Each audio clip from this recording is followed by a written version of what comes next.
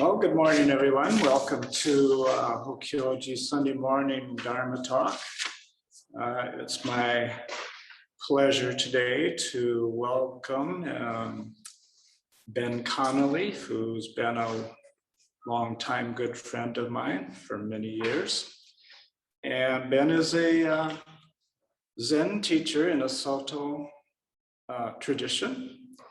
He's in the lineage of Katagiri Roshi, and he teaches mindfulness in a variety of secular contexts, some of which are to the police. I think he's done a course to the Minneapolis police, if I remember correctly. And he also does addiction and recovery groups based on mindfulness teachings. He is based at the Minnesota Zen Meditation Center, and he travels across the USA to offer teachings. And he is written for Tricycle and Lion's Roar magazines, and he's the author of 3 books for Wisdom publications. One name is Inside the Grass Hut, Inside Vasubnadhu's Yogacara, and Mindfulness and Intimacy. So Ben, we are all looking forward very much to hearing you speak this morning. So welcome, Ben. Good morning. Thank you, Dokai. And thank you all folks at Hokyoji who have invited me to be here and made it so there's a Hokyoji for me to be at. Sweet to see you. I see some old friends there. I think I see Paul Winberg. I think my first long retreat I ever did was at Hokyoji, and Paul was there, was very supportive because I was kind of terrified. So thank you for helping me setting my feet on the path. I'm sorry I'm not wearing a rakusu or an okesa. Normally I would honor this situation with the ritual garments of this tradition, but I haven't yet adjusted to teaching at Minnesota Zen Meditation Center, which is my home temple, so I'm usually there, and then sometimes I'm teaching out of my home online. And I used to be doing one or the other, or driving around to teach. So I just haven't adapted to bringing my stuff from here and there. So sorry to not be honoring this situation in that way. So I'm going to give a talk today called Show Up in a Good Way. Last June, I found myself at a prayer gathering, a couple hundred people at a prayer gathering in northern Minnesota on the morning before an event called the Treaty People Gathering, which was a massive nonviolent direct action of a few thousand people to impede the pipeline of the construction of the Line 3 pipeline in northern Minnesota. And this was a action that was led predominantly by Indigenous women. And so I was up there to engage in all that, and we were going to set the tone with multi-faith contingent having this prayer gathering. And so we were all together, and there was this woman named great-grandmother Mary Lyons who showed up and just made this amazing offering. She tends to show up, she's an Ojibwe woman, she tends to show up she travels with a group of her daughters, granddaughters, and great-granddaughters. And they kind of show up and flank and stand behind her wearing these beautiful traditional Anishinaabe garments. And then great-grandmother Mary Lyons instructs people. And anyway, she's really funny, and she makes a lot of self-deprecating comments about herself and the foibles of her family. And then she's really, really explicit and unflinching in talking about the violence that her family and the land that is her family has experienced at the hands of white settlers. And that is, she's very explicit that is both historical and ongoing. And, in this context, it was about, the imposition of this pipeline that was running across Anishinaabe land at the opposition of a great many Anishinaabe people. So, it was intense. The message she was bringing was painful. And as she ended it, she said, "I hope you will show up in a good way. I hope you will show up in a good way." That was her instruction for us, really, in how to go forth into this nonviolent direct action, which would result in the rest of a couple hundred people in a U.S. border protection helicopter being. They use a technique they call rotor washing, where they'll basically intimidate people by almost landing the helicopter on them, so they just get strafed with gravel and dirt. I'd heard about this being used from a helicopter pilot who worked for U.S. Border Protection, being used on the border against migrants. But I was surprised to hear that they managed to bring a border protection helicopter to use against protesters who were trying to stop this pipeline. But that's what happened. Anyway, it was an intense day, but her message was show up in a good way. Show up in a good way. So there I am in my robes. I've made a vow, I daily make a vow to be a part of liberating all beings from suffering. And so it seems like climate change is pretty harmful. And it's pretty evident that fossil fuel infrastructure promotes climate change, and stopping creating fossil fuel infrastructure will impede climate change. So I was like, yeah, I will try and show up in a good way here. So what does that mean to show up in a good way? It reminds me of a phrase that Katagiri liked to use, being upright, to really show up in this moment, recognizing the totality of our interdependence, and do something, and do it coming from a heart that is conducive to everyone being free from suffering.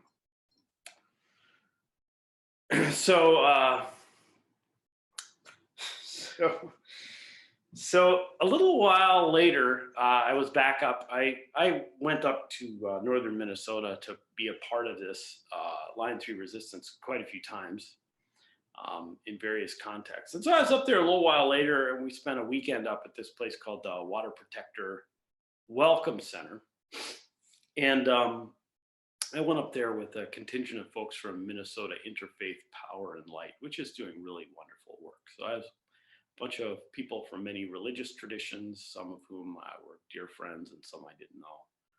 And anyway, we got up there and we were just going to try and contribute to what the camp was doing in whatever way seemed helpful to them. So we just kind of show up and see what happens. But the first thing we did was we made a little prayer circle. We went down to the Mississippi River.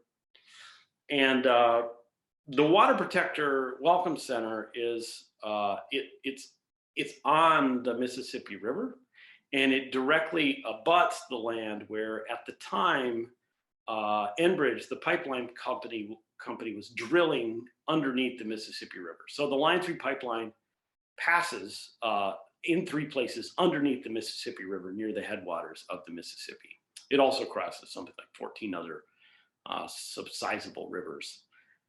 Anyway, so they were drilling underneath, and so there's this constant roaring, throbbing sound. It's very loud. The drill pad was about maybe 150, 200 yards from where we were praying. So anyway, we're out here praying, and people are bringing these beautiful songs and prayers from all different traditions. And I was standing there, and it's a beautiful country. The Mississippi River near its headwaters is so beautiful. We're standing on this floodplain, but in the trees. Oh, and this roaring, throbbing, grinding sound that goes 24 hours a day, or was going 24 hours a day. Anyway, so I was like, wow, I know a perfect Zen offering for this. So I said, oh, I have a poem to offer. And I recited this poem from probably 10th century China, written by someone known as laywoman Chen. The poem goes, Up on the high slopes, I see only woodcutters. Everyone has the spirit of the knife and the axe. How can they see the mountain flowers reflected in the water? Glorious, red. I'll just recite that again. Up on the high slopes, I see only woodcutters. Everyone has the spirit of the knife and the axe. How can they see the mountain flowers reflected in the water? Glorious, red. So this seemed appropriate in this context of being this beautiful, just pristine, beautiful place as this massive fossil fuel infrastructure project was being put in at great violence to the land. And yeah, so then we went up from there, we went back to the main camp, and we were like, well, what are we going to be asked to do here? And in good Zen fashion, by the way, I washed a lot of dishes, so you would all be very proud of me. I am capable. I am fully trained, my friends, in washing dishes. I feel like I can do this. Although actually I was a professional dishwasher for years before I became a spiritual dishwasher. Anyway, so we're up there and we're like, well, what are we going to do? And this fellow, Jim Northrup, comes by, who I was a little confused because there's a kind of a famous Jim Northrup who's an Anishinaabe person who's like an author and had died. And I was like, what's happening? Is this a projection body of a great bodhisattva? But it turns out it was his son. And so Jim Northrup came and he said, okay, well, I'm glad we have some new folks here because we have some work to do. And he said, as you all know, before the drill pad was put in to drill under the Mississippi River, Winona LaDuke and Tanya Abood, who originally founded this camp, built a prayer lodge down at that site because they have treaty protected rights to pray, fish, and gather on this land. And so they put their prayer lodge down there so they could go and pray.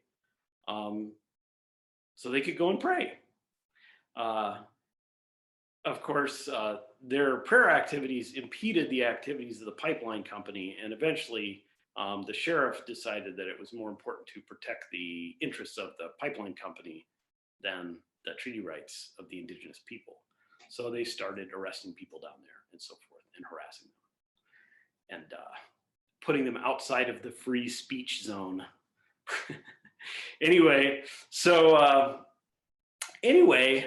he said, well, we got this prayer lodge down there, right down there where they're drilling under the river, but we want to build a larger prayer lodge, and I don't remember the details. It's a less formal function within the Anishinaabe tradition. But anyway, we want to build this, and the first step is to get the poles to build it. So what we need to do is we need to cut down 40 2-inch diameter hard maple trees. And he pulled up a big axe, and he pulled up the loppers, and he said, we're sending you into the woods to cut them down. And I thought, irony of ironies. Everyone has the spirit of the knife and the axe. And so, I went in the woods and I cut down trees with an axe. So,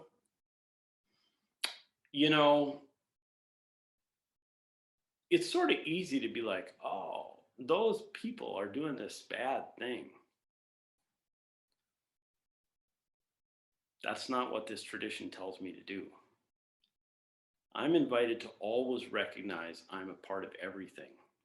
There's never anyone doing something harmful where I'm not fully and totally in relationship with that and don't have a relational part to play with it. It's not a world of objects. It's a world of relationships that are completely interrelated. So anyway, that is to say, I might think, oh, the pipeline's company terrible. They destroy stuff. And it's like, yeah, but I'm going to go cut down a bunch of trees too. I drove up here in my little Honda Fit. I needed the oil out of the pipeline. Well, out of some pipeline. So it's complicated. I think that's why no one, Zen doesn't give us the easy path of like, oh, we got it all figured out. It's like, no.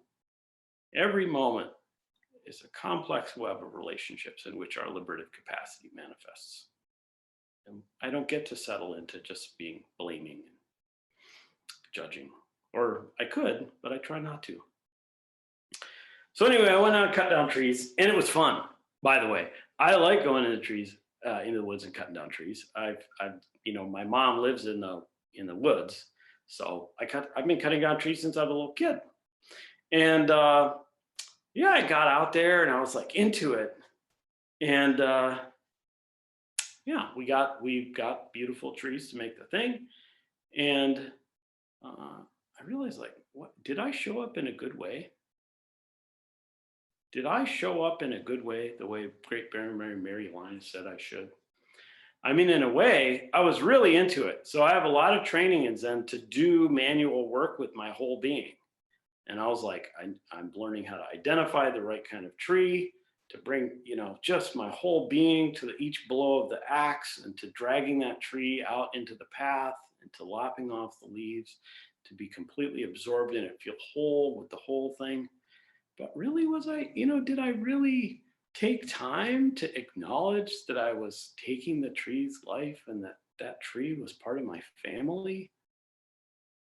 Did I take that time? I didn't. Well, showing up in a good way it's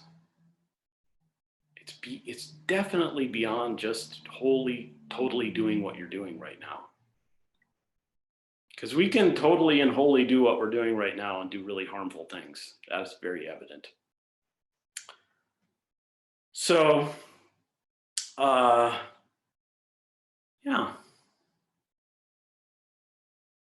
So in the Genjo Koan, Dogen Zenji writes, "The air is life and the water is life. The air is life and the water is life." And this is in the context of a longer passage when he's talking about a bird or a fish and their relationship to their environment.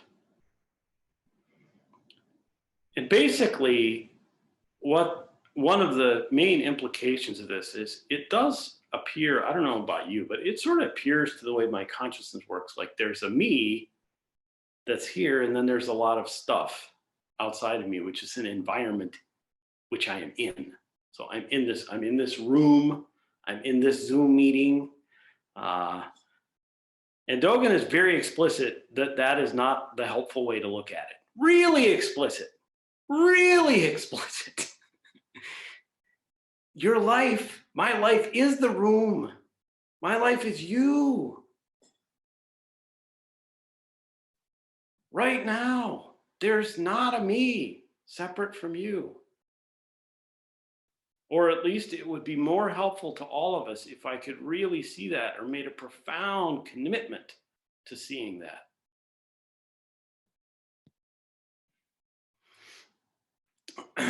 So, seeing things as living, for me to see that tree and to be like, this is a living being. Oh, it's easier for me to see, like, you're a living being, And then by orders of magnitude, it's a little easier for me to see that the rabbit I live with, who I can't show you because he's very shy, is a living being because he hops around the house. It looks really cute. And maybe the tree, I can see that. But there's kind of like a gradation of how well I can see that things are life. And then, like, it gets down to this laptop and I'm like, nah, that's just a box. It's life. It's life. I think it helps to see it as life. Seeing things as living. So one way this teaching that all things are living is talked about within the Buddhist tradition is using the language of mind only. Mind only has many, many implications, but one is just that we never experience anything outside of our experience of it. So we never experiencing anything outside of our experience of it. So it's just, we have experience. Wow. And that experience is always mediated by the process of our consciousness. So all we ever experience is mind. That's basically the argument. And the thing is, our experience is the evidence that there's life. You know what I mean? I don't know what it's like to be dead. Maybe it's like this. Then I would probably call it life. So anyway, life is, everything is life because we have this moment. It's like, oh, I'm alive. Wow, I have an opportunity to engage in something liberative and healing. Wow, cool. And then it's like, well, what is it? I can't ultimately know. But the argument in many Buddhist traditions is it's all mediated by mind. So we're just going to call it mind. And Dogen is a proponent of this view. I'm just going to read you some Dogen. Because, you know, some of you are really, you're like all Soto Zen people are like, we gotta get some Dogen in here. And some of you may not be and be like about to hear some stuff that is really weird. If it wasn't weird enough already. So I just like to say, whenever we're reading primary texts in the Buddhist tradition, if it just feels like incomprehensible or gobbledygook, you can just be like, that's okay. It's just some words. I don't have to figure this out. This is a complex and intellectually very complex tradition, which is ironic because we're all saying, oh yeah, just simplify. So there's a lot to it. Anyway, don't worry about it if this doesn't make a lot of sense. Just enjoy it. So in Dogen's Body and Mind Study of the Way, he writes, now mountains, rivers, earth, the sun, the moon, and the stars are mind. At just this moment, what is it that appears directly in front of you? So he goes on to say, because the study of the way is like this, walls, tiles, and pebbles are mind. Other than this, there is no triple world, mind only, and there is no phenomenal universe, mind only. Mind is walls, tiles, and pebbles, put together before the Shantang era and taken apart after the Shantang era, splattered with mud and soaking wet, binding the self with no rope. Mind has the power to attract a pearl and the ability to be a pearl in water. Some days the pearl is melted. Some days it's crushed. There are times when this pearl is reduced to extremely fine powder. Mind doesn't converse with bare pillars or rub shoulders with hanging lanterns. In this manner, the mind studies the way running barefoot. Who can get a glimpse of it? The mind studies the way turning somersaults. All things tumble over with it. I just realized like 3 other Dharma talks contained that I've never thought of in that reading. There's a lot going on, so I get it. But somersaults, that sounds pretty good.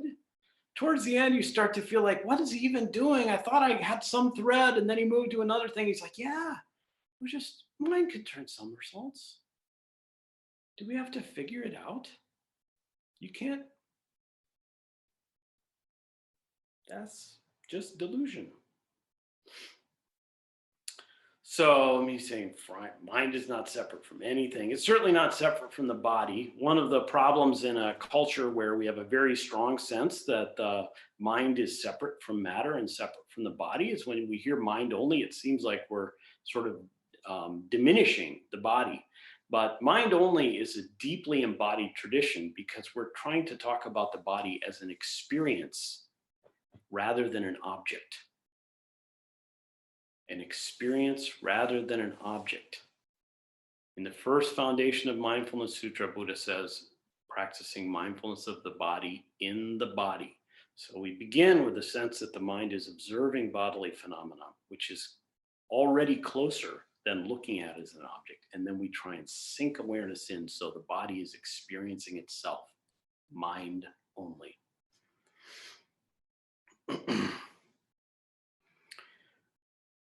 So This may sound excessively philosophical.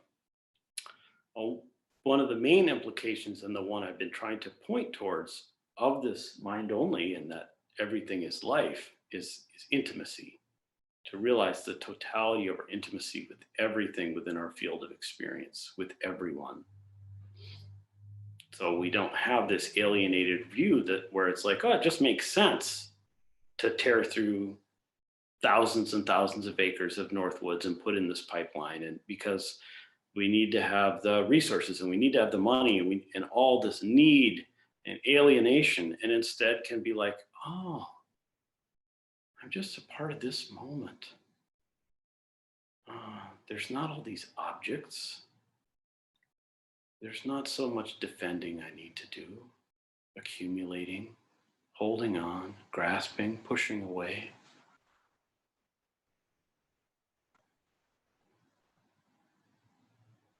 You can imagine the closest moment you've ever had with a beloved person in your entire life, and realize that capacity of consciousness is just a tendency of consciousness that's available in any situation, with any phenomenon.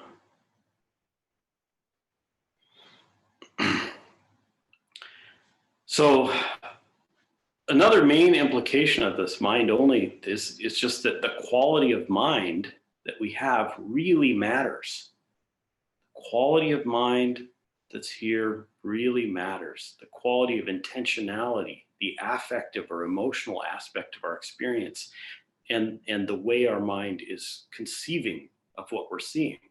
This is really the central area of interest, a main central area of interest for early Buddhism. So what there's like a bunch of phenomena here, it's life, and then it's like, what do I offer? Can I offer compassion? Can I offer curiosity, openness, attention? Or am I offering judgment, separation, alienation, control, desire? These really matter. And there's a whole body of literature about why those things are things that matter most, that I shouldn't uncork in the course of this particular talk. But it's a way of looking things that's radically empowering. So that's cool. That's cool. So, I got to make space to really see this, to feel my capacity to offer myself to what is, and also to feel my intimacy with life. And I'm so grateful that the Zen tradition has given me the faith and the training to do this. So when we were at the Treaty People Gathering, there were a lot of Buddhists there. It was really awesome. Lots of Buddhists, heavily overrepresented. Many Buddhists engaging in nonviolent direct action, some of them being arrested. So it was beautiful. And but we get up in the morning, a bunch of the Buddhists who were there were staying at the multi-faith contingent camp that was being organized by Minnesota Interfaith Power and Light, and many were at other places. But those of us at that camp, we would get up in the morning really early, because we have that training, and sit zazen, because the day was going to be busy and sometimes really intense and sometimes, scary and fraught. So get up in the morning and sit zazen. And on the last morning that we were there, I got up and I brought my cushion down. We were sitting near the edge of this lake, because we're in Minnesota. And I looked up and there was a leatherback turtle laying eggs like 10 yards in front of me. And I got to tell you, now that's a painstaking process. So I got to sit there for 45 minutes, during which time this turtle laid her eggs like right there, and then got up, and after she laid all the eggs, she wanted to rebury them. So she has like these big paddly arms. She did that. And then she'd walk around the hole to see how well she buried it, which the hole was about this big, and it took her about 3 or 4 minutes to walk around that. I wasn't timing you, I'm just guessing. I don't want to exaggerate and say 5. So anyway, she walks, and then she'd arrange herself so her butt was back by the hole and paddle dirt in there. And she just took her time. And I could just be there. I didn't have to figure anything out for her. I didn't have to anything. We were just there together, living, being life. Really simple. That helped me then to show up in a good way during the rest of the day. To just see how beautiful and amazing the world is, how small I am. Like there are millions and millions of beings giving birth every day that I'm ignoring. How are those beings doing? I care.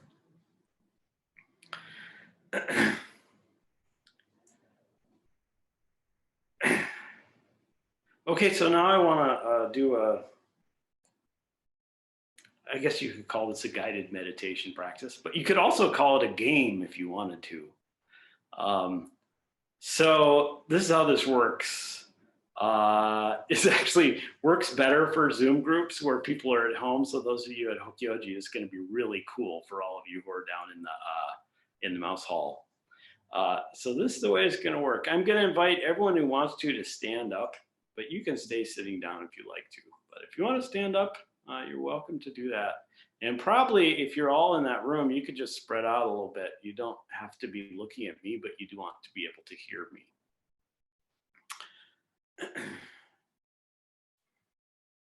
And I'm just going to invite you to let your eyes close for a moment.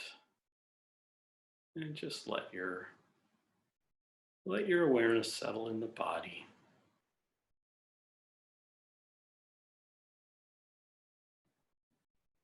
Mindfulness of body in the body.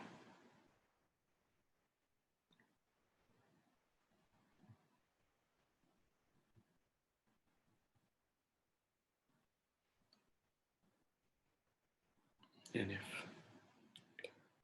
if attending to the breath is something that helps you to be really aware of the body, that's cool. That's cool.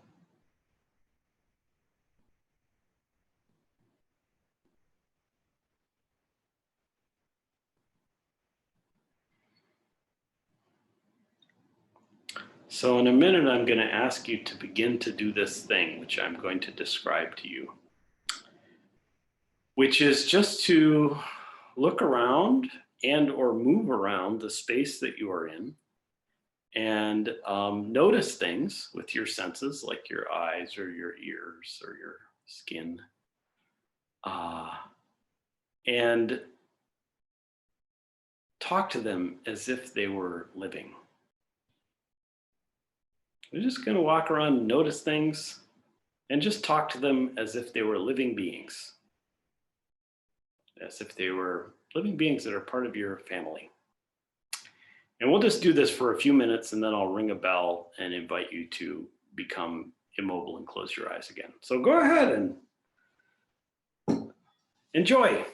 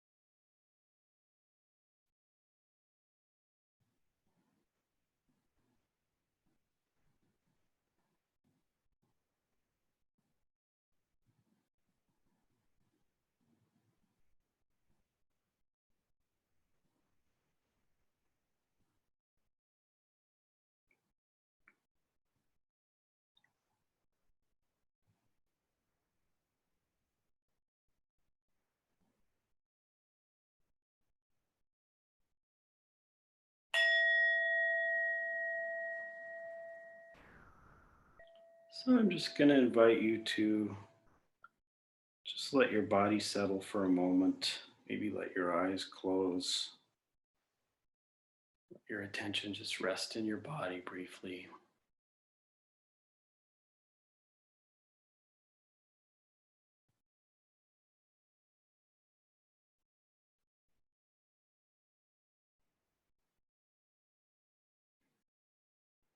And let's just return to the group in whatever way that works for you in this magical Zoom method.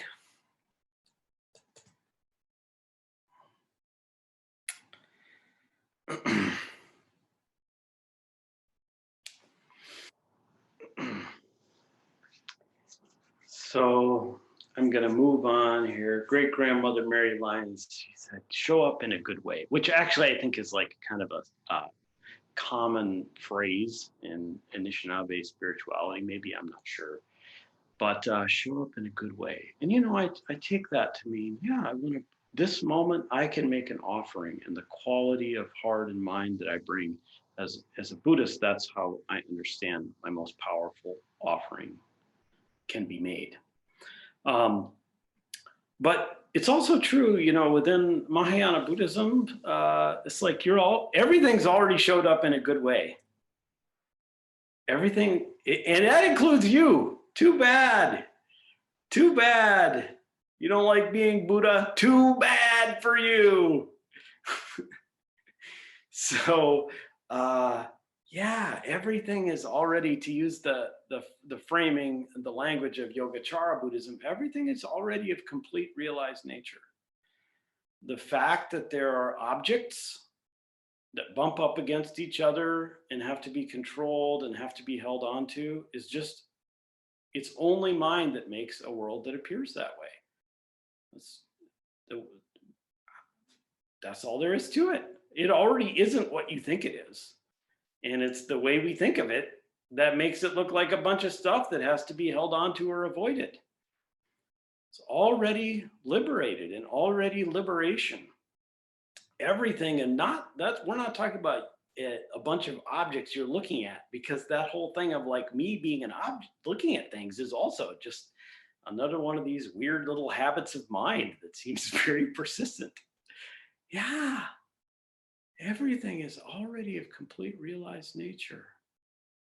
Whole, or as in the Samdhinirmachana Sutra, it says all phenomena are inherently quiescent and nirvanic in nature.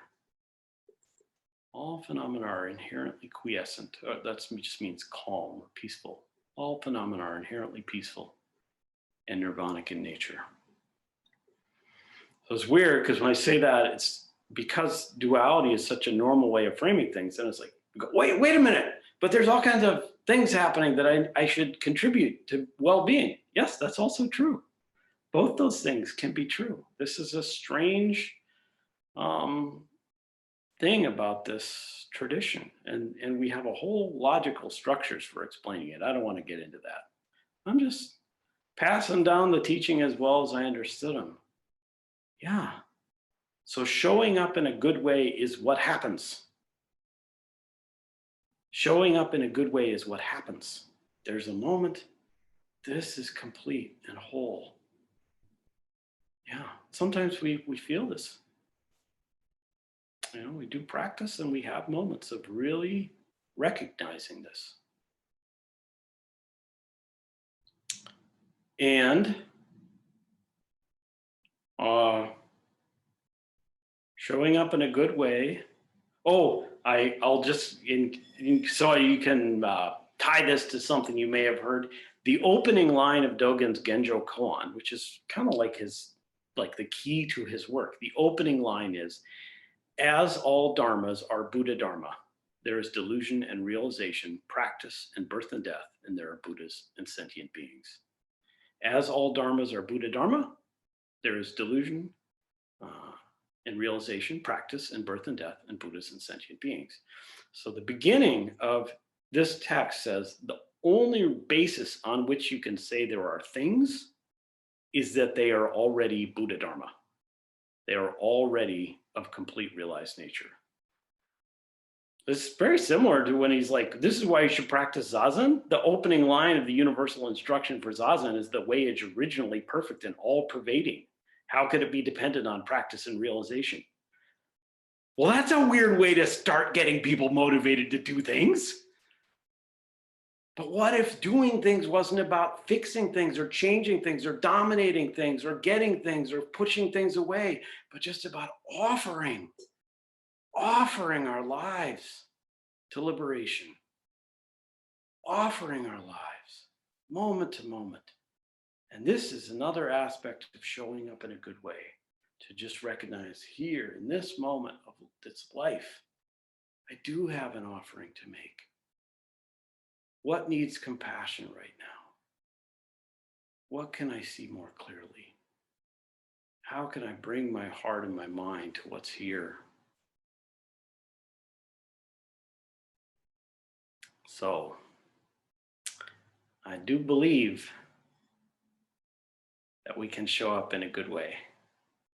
I do believe it.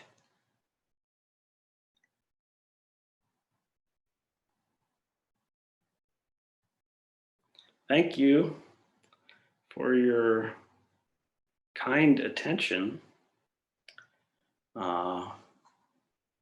My favorite part of these sorts of things that we're doing here is the part where other people speak. So I'm hoping that we could hear from other people. And, if you have questions, that's cool. But if you just have observations or reflections, that's quite wonderful too. And I think the best way to do this is just ask people to unmute themselves and say stuff.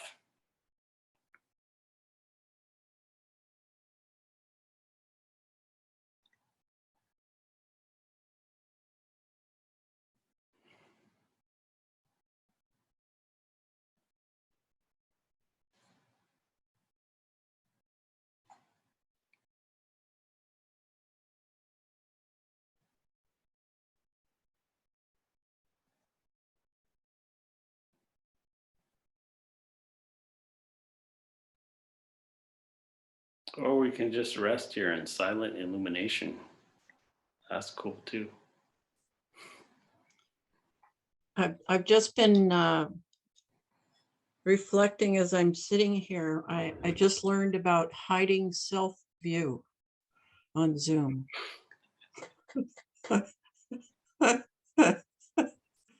And I don't know, it seems to just fit with the talk.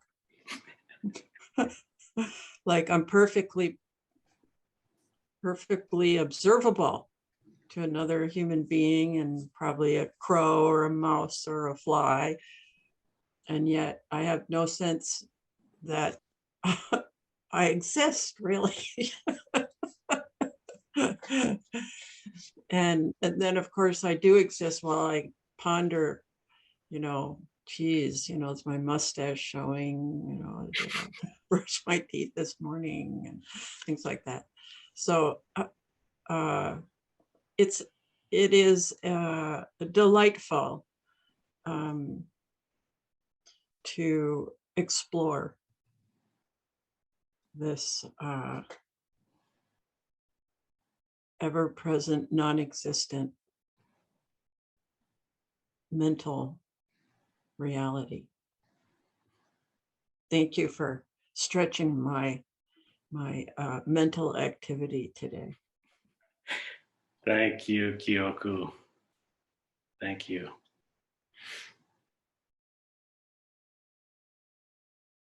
I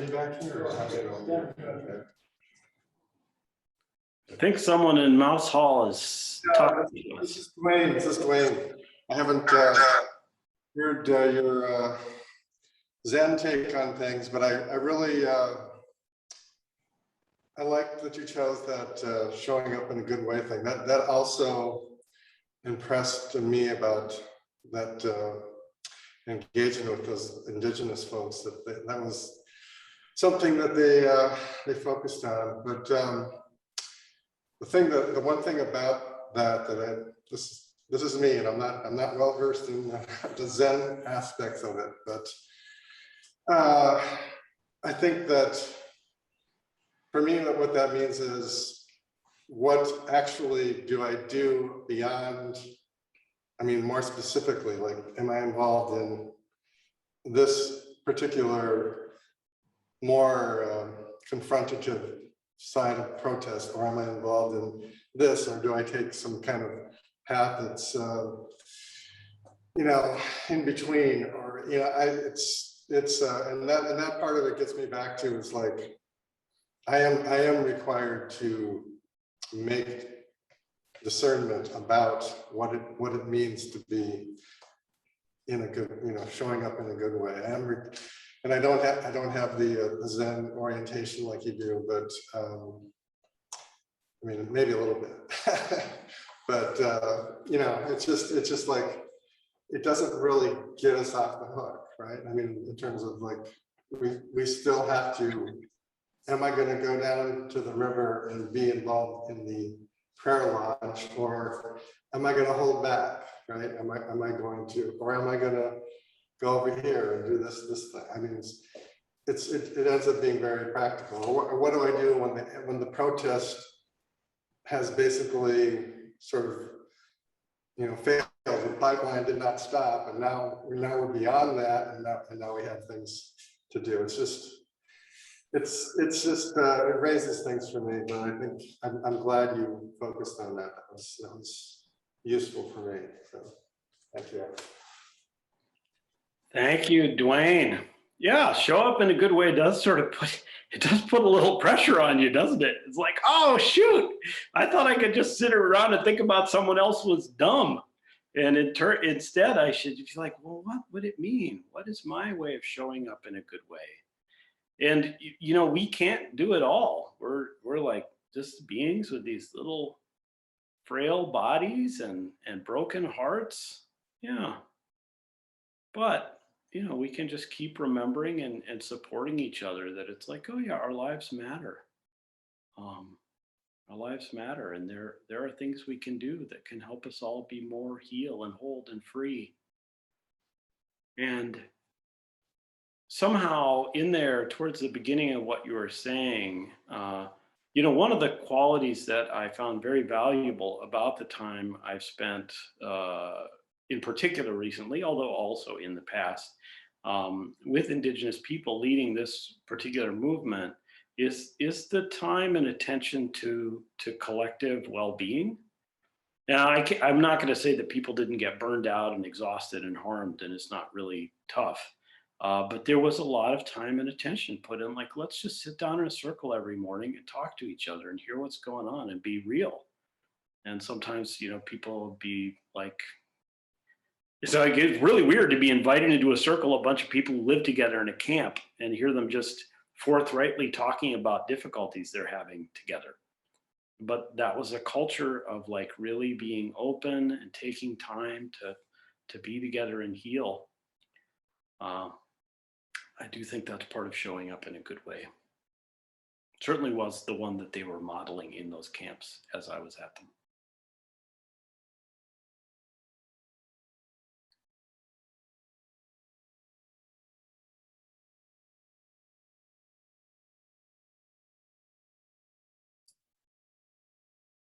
Paul. Thanks, Ben. That was great. I thank you for your guided meditation. Guided meditation is something kind of new to me. Back in the day, you know, you didn't talk during Soto Zen. The first time someone did it, it was just a shock. And now I'm seeing it and hearing it more and more, and I really like it. But you invited us to talk to objects, and I'm looking out the window at my daughter's little Subaru. And I was able to I've always had a special thing for cars. They've always been like my friends. My brother is my car. You can ask my wife if my car breaks down. It's like my brother went to the hospital. I just kind of fall apart. But I was able to, you know, thank her car for getting her here safely, and kind of imagine all the crazy stuff that she's thought in that car, and realize how emotional the attachment sometimes is to this car that's basically helping to destroy the environment too. But thank you for that. I appreciated talking to the car. Yeah, holding all that complexity in our hearts. That's not always easy, but I think it's helpful. I appreciate that. Okay. Look into the camera. Oh, there you go. That's great. Well, my name is Yokai Brent Weaver. And I just want to thank you for the guided meditation, because it made me realize that walking into this room, all the things I took for granted. And I just started noticing all the incredible details. The plants are amazing. And the altar, and the doorknobs. So thank you. It just opened my eyes.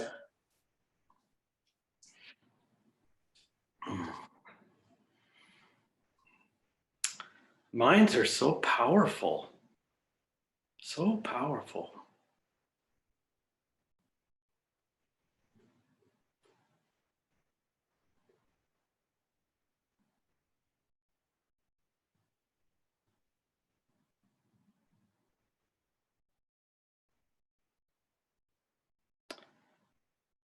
Well, anyone else like to say something?